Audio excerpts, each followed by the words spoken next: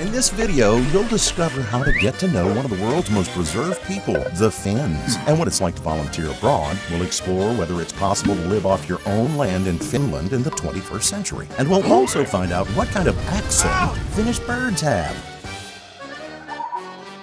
As a teenager, I discovered Aki Kaurismäki's films. I was immediately captivated by the oddity of the language, its raw sounds, its uniqueness, and at the same time, its humor. When I hear Finns talking, it feels like they're mocking each other, yet no one laughs or takes offense. Amerikassa puhutaan englantia. English. Jotka eivät osaa, opettelevat. I looked for ways to connect with its culture as I believed that simply traveling there wouldn't capture the authentic sense of Finnish life. There are two ways to get to know someone deeply: by dancing with them, by living with them. A relationship with a culture can't be much different. Recently, I found a platform that allows you to get close to different cultures. I tried Workaway.info, where you can volunteer on farms and other places in exchange for accommodation and food. Through Workaway, I managed to get in touch with a Finnish family who needed help on their farm, in their greenhouse, and general work around the house. We didn't try dancing, but we lived together, worked together, traveled together, and ate together.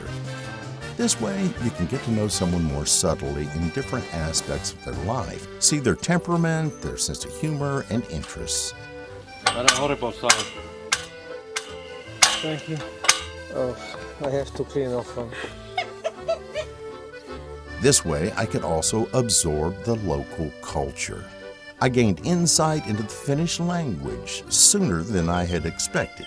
Here, even the birds have a Finnish accent. Listen! Jotka eivät osaa, opettelevat.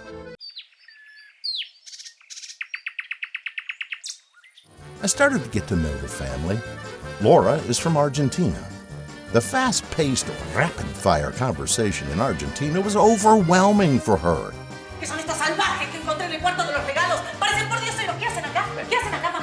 So she moved to Finland.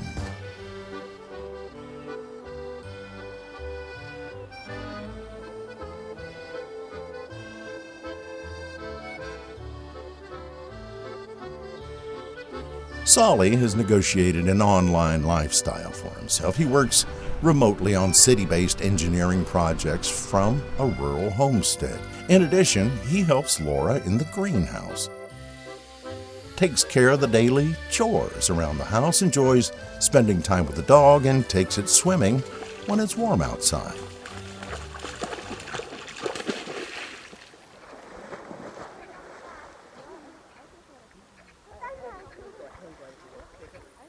Laura, having left her job as a chemist, now focuses on making balms on the farm.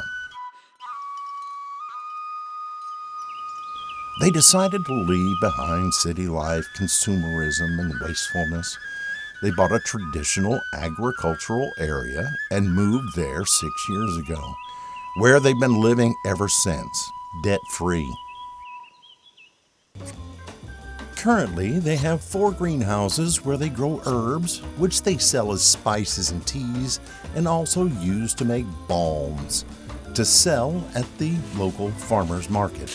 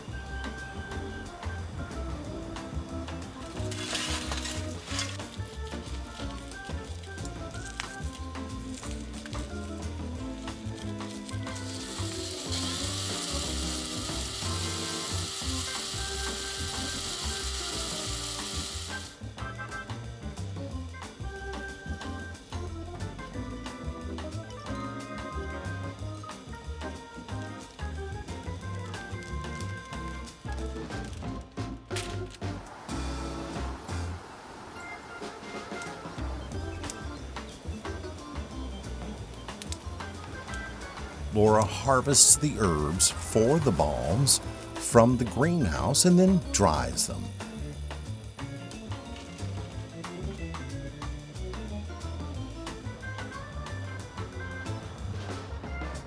After drying the flower petals, she puts them into olive oil and sets it aside for a few weeks to allow the oil to absorb the active ingredients from the flowers.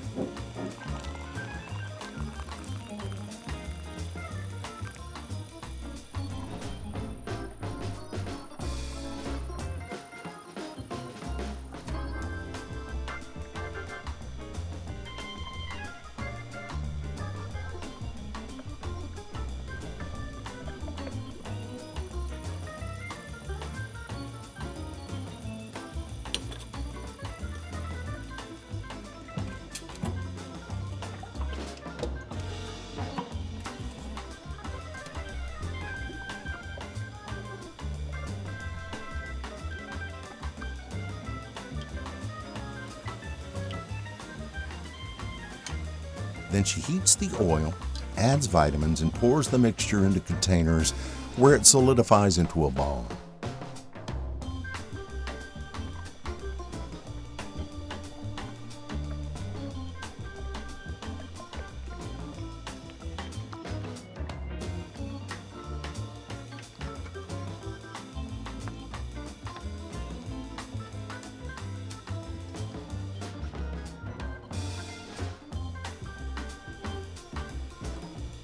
This pure, chemical-free, natural balm made from a secret recipe is even edible. The balm, when applied to the skin, provides surprisingly good care. They combine a location-independent online profession with the production of location-specific products. They approach production smartly. They created a pond from which they pump water into containers. Water is distributed from these containers to the greenhouses. Besides herbs, they also grow a small amount of vegetables for their own consumption. They don't mow the lawn to maintain biodiversity. I've never experienced such rich, abundant, and varied scents as I did here. The herbs are planted so densely and are so diverse that with every step a different fragrance greets you. They collect useful items from free ads and recycle them. The structure of their greenhouses was created from old trampoline frames. They aim to throw away as little as possible and to recycle everything they can. In winter, when the harsh weather and very low temperatures arrive, the greenhouse is not in operation. At this time, they completely give up the location-bound lifestyle. Every winter, they pack up their caravan, take their dog, and travel for months to the southern parts of Europe, where the temperature is more livable and the dark hours of the day are shorter. They live off Solly's online work during these months. Earlier, they traveled around Europe as volunteers, and now they want to give back to this community by offering opportunities for those who want to learn about the culture and the place. They usually host a few volunteers each year. I came alone and was the only volunteer during the 2-week stay. I helped partly with the construction of a new greenhouse. They made sure to provide me with a variety of tasks so that my time there was not only productive but also diverse.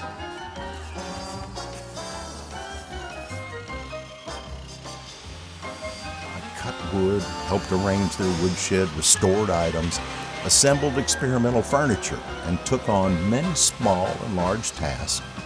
On average, I worked about 5 hours a day.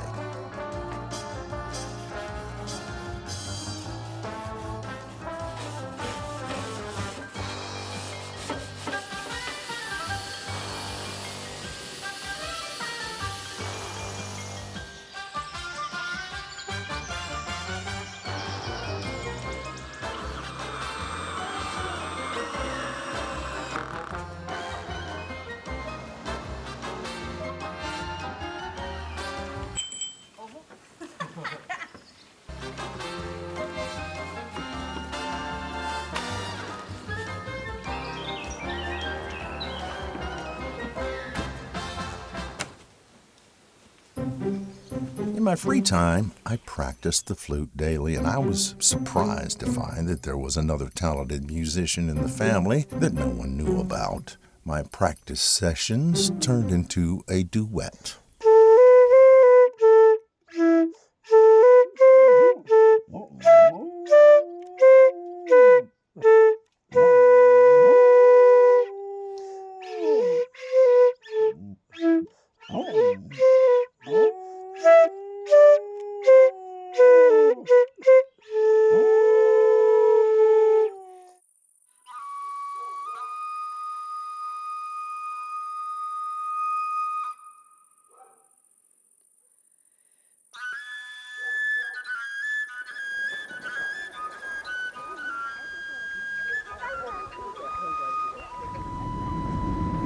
The family provided me with a wealth of guides and advice on where to travel in the area.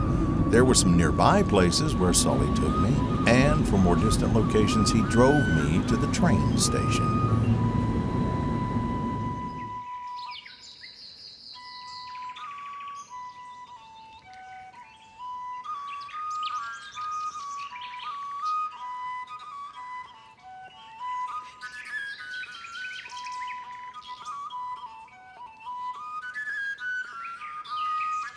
It reminded me of Transylvania, where there are mountains, pine forests, lakes, and wild berries. The southern part of Finland, where I stayed, is situated at an altitude of 100 to 200 meters above sea level. I was surprised to find pine forest at this altitude, as I'm used to seeing such vegetation only at altitudes of 1,000 meters in Transylvania. This vegetation thrives in cold temperatures. In the north, where it's cooler, the mountain vegetation I'm used to can be found even at sea level.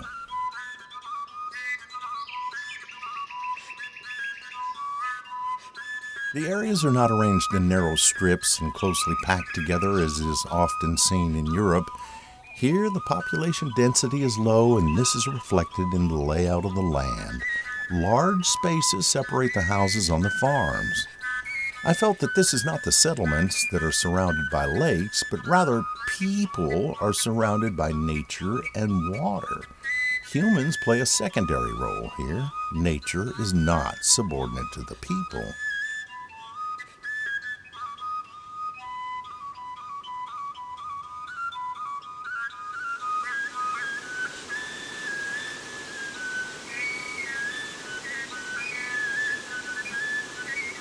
In the past few years, summer temperatures have risen to unhealthy levels, coming from the 35 degrees Celsius, 95 degree Fahrenheit heat, to the 18 degrees Celsius, 64 degrees Fahrenheit. The climate in Finland was a refreshing experience.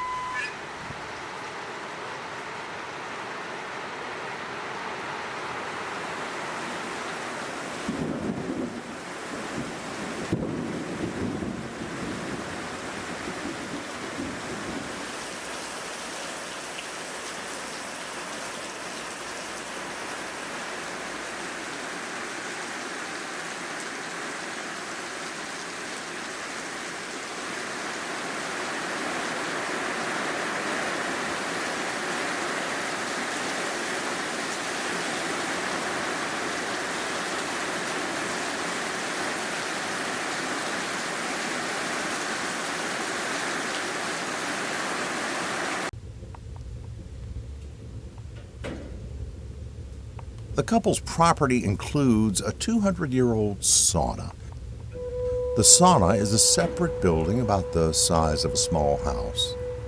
One part of it is the changing room and the water heater. This is where the water is stored that you pour over yourself before or after the sauna. The second room contains the stove that heats the stones. It has a loft with different levels inside to achieve various heat sensations. The water drains through the gravel under the floor into the ground.